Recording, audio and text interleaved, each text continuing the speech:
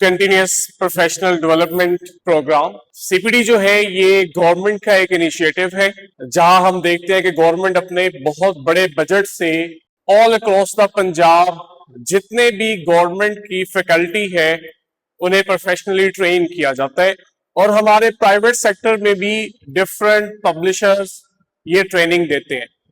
लेकिन कैंटअप को ये एजाज हासिल है कि हमारी ट्रेनिंग बाकी पब्लिशर्स की तरह रवायती ट्रेनिंग नहीं होती। किस तरह से मुनफरिद है, कुछ आपको आइडिया होगा, कुछ आज हो जाएगा। मुझे टू वे कम्युनिकेशन चाहिए। अगर मैं आके 2, 2.5, 3 घंटे बोलता रहूंगा तो उसका फायदा नहीं होगा।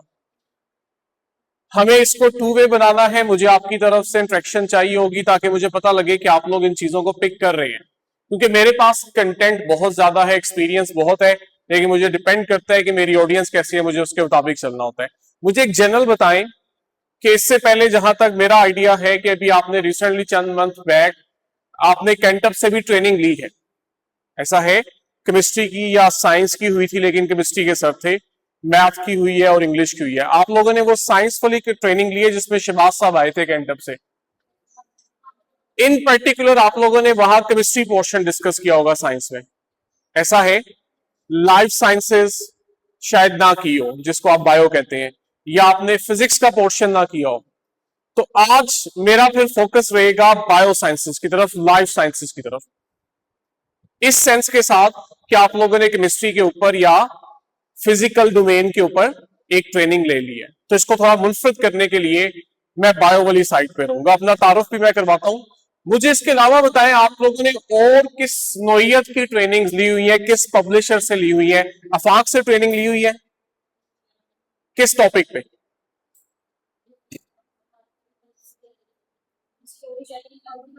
एक सेकेंड। टीचिंग और ठीक है, ऑक्सफोर्ड की किस सब्जेक्ट की थी? इंग्लिश की या ओवरऑल टीचिंग स्ट्रेटेजी? मुझे कुछ चंद टीचिंग स्ट्रेटेजीज बताएं जिसको आप कह सकते हैं कि आप साइंस पे भी अप्लाई करते हैं, मैथ पे भी अप्लाई करते हैं, लैंग्वेजेस के ऊपर भी अप्लाई करते हैं। स्टोरी टेलिंग होगी और एक्टिविटी बेस होगी और क्या चीज? Two way communication. और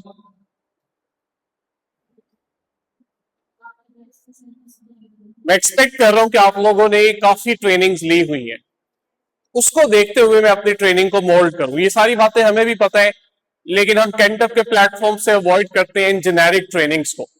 अगर आप लोगों ने पीछे केमिस्ट्री वाली ट्रेनिंग ली है तो आपको कुछ आइडिया हुआ होगा कि वो जरा डिफरेंट तरह की ट्रेनिंग थी। आज इंशाल्लाह और भी बेहतर ट्रेनिंग होगी। इसके अलावा और किस पब्लिशर के लिए? और भी हमारे कुछ लोकल पब्लिशर है, एजेड पब्लिशर है, ये एक्सेट्रा, और कुछ और किसी के लिए? कैंटअप का अफाक के कौन कौन से टाइटल्स या बुक्स लगी हुई है? नहीं, सब्जेक्ट वाइज कौन सी आपकी बुक्स लगी हैं अफाक की? आर्ट्स की लगी है, साइंस की है, मैथ की है। साइंस हमारी है, कैंटअप की है। साइंस कैंटअप की है। आप लोग खुद कंफ्यूज है। गवर्नमेंट की है। कैंटअप का क्या है? बोलने दे उन्हें, कोई बात नहीं, उन्हें टोके नहीं। नहीं, मैं जेनेरिक पूछ रहा हूँ, इट डजंट मैटर, इससे कोई फर्क नहीं पड़ता।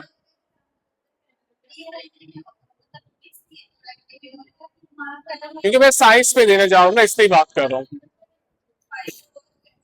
अच्छा, हमारा कैंटअप का मेन फोकस करिकुलम पे रहता है। अगर आपने पीछे केमिस्ट्री वाली भी ली है साइंसेस में, आज आप बायो या लाइफ साइंसेस की लेंगे, तो हमारा मेन फोकस करिकुलम पे रहता है। जो मेन चीज है, आप लोगों ने स्कूल को कैसे मैनेज करना है, क्लास को कैसे मैनेज करना है, पढ़ाने के वही 4-5 जेनेरिक मेथड्स होते हैं, वो हर कोई बता जाता है। हम कोशिश करते हैं कि उससे कुछ आपको एडवांस भी बताएं। उसकी कुछ रीजन है। ऐसा हम इसलिए कर पाते हैं क्योंकि हमारे सीईओ साहब जो है और इनकी मिसेस जो कैंटअप को रन करते हैं, वो बिजनेसमैन नहीं है, वो बजाते खुद एजुकेशनिस्ट हैं। माशाल्लाह दोनों का, डॉक्टर शाजिया का, प्रोफेसर नईम का, दोनों का कैम्ब्रिज यूनिवर्सिटी यूके से पीएचडी है फिजिक्स के अंदर। और ये वहां पे रिसर्च भी कर रहे थे और वहां पे टीचिंग भी कर रहे थे कैम्ब्रिज यूनिवर्सिटी के अंदर। तो दे वर वेल सेटल्ड, लेकिन एक अपनी नेशनैलिटी के साथ आपकी एक अपनाइयत होती है, उस वजह से वो वहां उन्होंने बेहतर फील किया कि हमें वापस आना चाहिए, अपनी कौम को सर्व करना चाहिए, जिस वजह से वो लोग वापस आए। ठीक है, तो हम लोगों ने फिर जब वापस आए तो हमारा मेन ऑब्जेक्टिव जो था वो टीचर और स्टूडेंट्स थे मेन फोकस, कि किस तरह से टीचर को सब्जेक्ट के ऊपर कमांड दे जिससे बच्चा डायरेक्ट सीखता है, ना कि आपको एक मैनेजमेंट के तरीके बता दें या प्रिंसिपल को हम लोग ट्रेन कर दें। स्कूल में टीचर जो उसकी बुनियाद है, जिसने क्लासरूम को लेके चलना है, इसको सब्जेक्ट के ऊपर ट्रेन करें और ट्रेन इस तरह से करें कि आप लोग आने वाले वक्त के तकाजों को भी समझें। मुख्तसर सा मैं अपना तारुफ करवाऊंगा, उसी से आपको आइडिया हो जाएगा कि कैंटअप की ट्रेनिंग्स मुख्तलिफ क्यों होती है। मैं अगर बात करूं अपनी, मेरा एमफिल है बायोकेमिस्ट्री में from university of veterinary animal sciences Lahore से। वहीं पे युवास में मैं एज ए लेक्चरर भी रहा हूं बायोकेमिस्ट्री डिपार्टमेंट के अंदर। फिर उसके बाद वो टेन्योर एंड हुआ, मैंने एक सीएसएस की अटेम्प्ट दी। एक अटेम्प्ट देने के बाद मुझे ये फील हुआ कि यहां मुझे मजीद 3-4 साल नहीं देने, मुझे प्रैक्टिकल लाइफ की तरफ बढ़ना है, मेरी अपनी रीजंस थी। वहां से फिर मैंने कैंटअप को ज्वाइन किया 2023 के अंदर। अब इससे पहले 2014 से मैं टीचिंग कर रहा हूं। मैं 2014 से जब मैंने एफएससी का एग्जाम दिया, मैं तब से एफएससी को ही पढ़ा रहा हूं। अभी मेरी यूनिवर्सिटी में एंट्रेंस नहीं हुई थी और मैंने एफएससी की टीचिंग स्टार्ट कर दी थी। तो मेरा उस लिहाज से 12 साल का एफएससी का और एमडी कैट का एक्सपीरियंस है।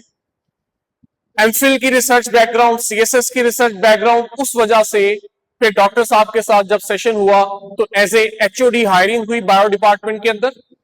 और अल्लाह के फजल से फिर 23 के अंदर जो मैट्रिक एफएससी का नया करिकुलम आया फेडरल बोर्ड के लिए, उसके लिए फिर बायो की बुक्स लिखी एज ए टेक्स्ट बुक, जो अल्हम्दुलिल्लाह इस वक्त फेडरल के बहुत सारे इदारों में पढ़ाई जा रही है। आई डोंट नो आपको शहबाज साहब ने बताया या नहीं, हम अभी तक एक बुक पे चल रहे हैं जिसको हम सिंगल टेक्स्ट बुक कहते हैं, 9, 10 फर्स्ट ईयर सेकंड ईयर। लेकिन फेडरल ने 2023 में ये चीज चेंज कर दी है, आहिस्ता आहिस्ता पंजाब ने भी इस तरफ आना है। फेडरल ने ये किया है जो बाहर कंट्रीज में होता है कि बच्चे को एक टेक्स्ट बुक तक लिमिटेड ना करो, जैसे हम यूनिवर्सिटीज में करते हैं।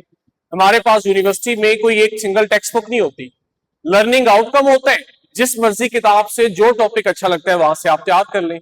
सेम यही चीज मैट्रिकुलेशन और एफएससी लेवल पे भी होती है बाहर अब्रॉड। और फेडरल ने उस चीज को 2023 में इंट्रोड्यूस करवाया, जिसके लिए वर्ड यूज हुआ मल्टीपल टेक्स्ट बुक्स। एक नहीं, बहुत सारी टेक्स्ट बुक, जो टीचर को अच्छी लग रही है, जो बच्चे को अच्छी लग रही है, बच्चा उसको पढ़े। फिर उन्हीं में से 9th और 10th की जो मेरी बुक्स थी वो आजाद कश्मीर बोर्ड में एज ए टेक्स्ट बुक भी सिलेक्ट हुई। इस वक्त वहां 9th और 10th बायो जो है वो मेरी लिखी हुई बुक पढ़ाई जा रही है। और हमारे लिए कैंटअप के लिए जो एजाज की बात थी इन सब के बावजूद, और मेरे लिए भी बहुत प्राउड की बात थी कि कैंटअप पाकिस्तान का वाहिद पब्लिशर था जिसकी बोर्ड लेवल पे for the first time Aga Khan board में 9th की book as a text book select हुई, अल्हम्दुलिल्लाह। ठीक है, इससे पहले आपके पास अगर हम देखें तो 1 to 8 जेनेरिक बुक्स होती हैं, कई इदारे चला रहे होते हैं। लेकिन अगर आपको आइडिया हो आगा खान बोर्ड का, तो ये पाकिस्तान का सबसे बड़ा बोर्ड है जिसकी सबसे ज्यादा ऑथेंटिसिटी है। हमारे यहाँ जो ओ लेवल नहीं कर पाता, अगर उसको नो हाउ है तो वो आगा खान बोर्ड की तरफ जाते हैं। इवन एमबीबीएस के लिए भी लोग कराची जाते हैं आगा खान बोर्ड से। तो आगा खान बोर्ड के अंदर टेक्स्ट बुक की सिलेक्शन ये फर्स्ट टाइम था कि हमारे किसी पाकिस्तानी पब्लिशर की कोई बुक बोर्ड लेवल पे हुई है जिसका बोर्ड का एग्जाम होगा। ये मेरे लिए ज्यादा खुशी की बात थी। बाकी अल्लाह का शुक्र है कि हर जगह ही अल्लाह ताला ने बहुत यंग एज के अंदर कामयाबी दी। मेन मकसद आज आप सबके साथ सेशन रखने का जो हमारा मोटिव है कि उस्ताद तैयार कौम बेदार, कि जब तक टीचर को हम प्रिपेयर नहीं करेंगे आने वाली नस्ल जो है उसको तैयार नहीं किया जा सकता। एक जनरल चीज जो हम सब ऑब्जर्व कर रहे हैं कि इस वक्त जिंदगी के हर शोबे में एआई आ चुकी है। आई होप कि हम सब यंग जनरेशन का पार्ट है अपनी लाइफ में या पाकिस्तान जैसी कंट्री में शायद हम इतना ना ऑब्जर्व कर रहे हो, लेकिन सोशल मीडिया के थ्रू हमें ये आइडिया हो जाता है कि दुनिया के अंदर इस वक्त हलचल क्या चीज मचा रही है। तो आप लोगों की मैं थोड़ी सी राय जानना चाहता हूं कि क्या आज के दौर में आर्टिफिशियल इंटेलिजेंस हमारे लिए मुश्किलात पैदा कर सकती है या आसानी पैदा कर सकती है। मुश्किलात से मेरी मुराद है कि एआई की वजह से जो सेटबैक आया है वो बहुत सारी जॉब्स खत्म होती जा रही है।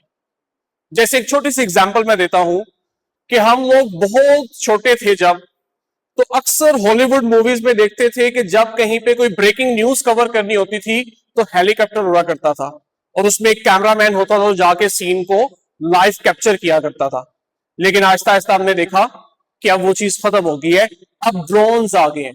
अब आपको इतना बड़ा हेलीकॉप्टर भेजने की जरूरत नहीं है, एक छोटा सा ड्रोन उड़ के जाता है और वो सिनेरियो पे लाइव कवरिंग कर रहा होता है। तो वो जो कैमरामैन था, ड्रोन ने उसकी जॉब खत्म कर दी। तो क्या एआई टीचिंग को इफेक्ट करेगा? क्योंकि बाकी सब शोबों में एआई जो है वो असरअंदाज हो रहे हैं। जैसे कस्टमर केयर सर्विस का काम है, रिकॉर्डेड वॉइस होती है जो आप बार बार बोलते हैं कस्टमर केयर सर्विस के दौरान, आजकल ये काम एआई करती है। फाइनेंस, किसी भी इदारे का ऑडिट होता है। ऑडिट में हम पता लगाते हैं कि इसने अपनी फाइनेंशियल पॉलिसी जो है वो कितनी बेहतर अडॉप्ट की, इंप्लीमेंट की, या उस फाइनेंशियल पॉलिसी में कहीं पे कुछ कमियां कोताही तो नहीं थी, क्या वो अपने बजट को मेंटेन कर पाया है।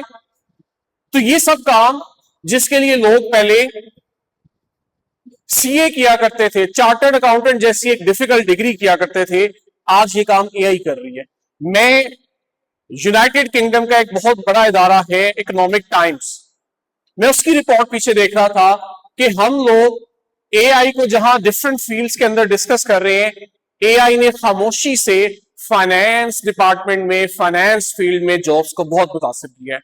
आज आप अपनी फाइनेंस रिपोर्ट्स एआई को दें, वो आपको ऑडिट करके देते हैं। कहां सीए जैसी हाई लेवल डिग्री जो है वो भी किसी काम की नहीं रही। मुझे आप लोग थोड़ा सा सोच के बताएं कि हमारे प्रोफेशन को, ये जो टीचिंग है, क्या एआई इसको पॉजिटिव या नेगेटिव किस तरह अफेक्ट कर सकते हैं? आप लोगों की क्या अंडरस्टैंडिंग है? क्योंकि आजकल का बच्चा हम देखते हैं, टीचर बड़ी कंप्लेन करता है कि यहां कुछ टास्क देते हैं, वहां घर जाता है, चैट जीपीटी को कमांड देता है, वो आंसर देता है और यहां लाके कॉपी पेस्ट कर देता है। तो बच्चे के लिहाज से तो हम डिस्कस कर रहे हैं, लेकिन टीचर के लिहाज से कोई इसको अभी डिस्कस ही नहीं कर रहा पाकिस्तान के अंदर। एनीवन, किसी की कोई ओपिनियन, जाती राय हो, कोई ऑब्जर्वेशन हो? क्योंकि मैं टू वे कम्युनिकेशन की तरफ आऊंगा, एक साइडेड बोलना है तो मैं फिर बहुत जल्दी एंड कर दूंगा ट्रेनिंग को। क्या लगता है एआई कल को मुझे रिप्लेस कर देगी, आपको क्लास में रिप्लेस कर देगी? एआई के ऑब्जेक्टिव्स क्या है? क्या एआई इसीलिए आ रही है कि जो ओनर है किसी बिजनेस का, वो आप लोगों पे डिपेंडेंट ना रहे, वो सारे काम एआई से करवा ले? क्या एआई का ये ऑब्जेक्टिव है, या अभी आप लोगों ने इस बारे में सोचा ही नहीं है?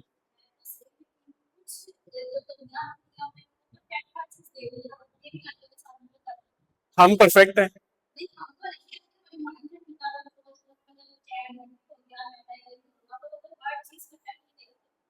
तो वही मेरा क्वेश्चन है, क्या हम परफेक्ट हैं? क्या हमारे स्कूल प्रिंसिपल परफेक्ट को इम्परफेक्ट से रिप्लेस करेंगे एआई को?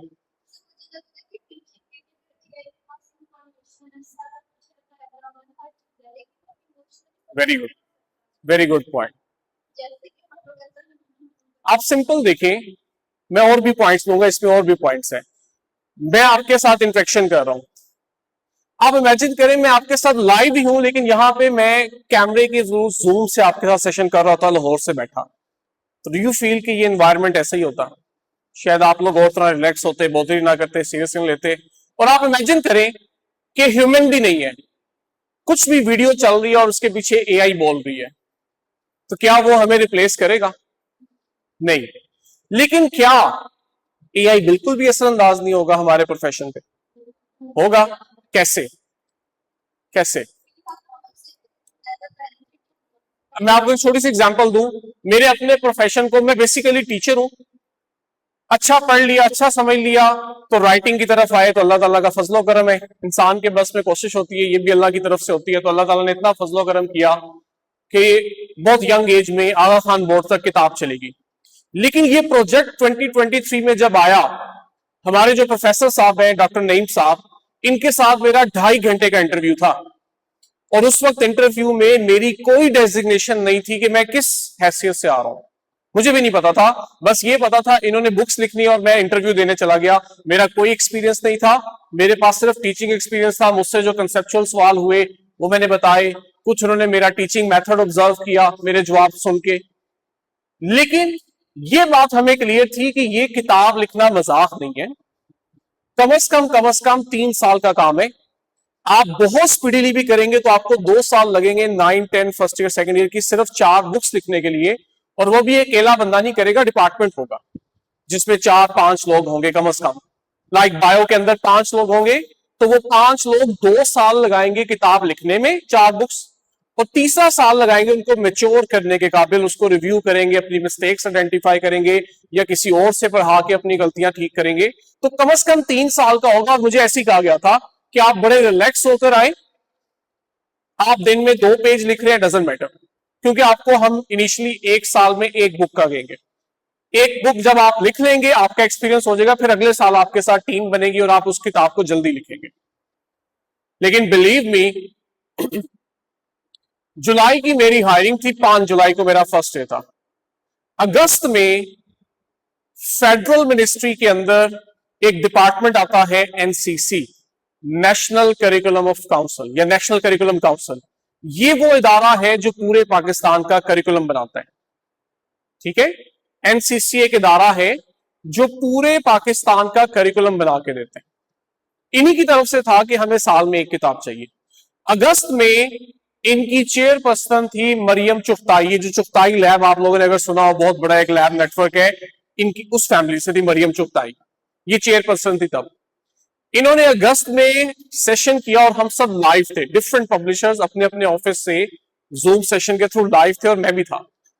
और इन्होंने एक जुमला बोला जिसने वो सारा सिनेरियो चेंज कर दिया। इन्होंने कहा कि अगले साल 1 किताब आएगी, लेकिन जो पब्लिशर चाहे 4 किताबें ले आए, हम 4 को प्रूफ रीड करके एनओसी दे देंगे और फ्री ऑफ कॉस्ट करेंगे। 1 किताब को जब हम प्रूफ रीड करते हैं तो हमारा 4 से 5 लाख रुपया लगता है, क्योंकि 3-4 रिव्यूज कमेटीज बैठती है।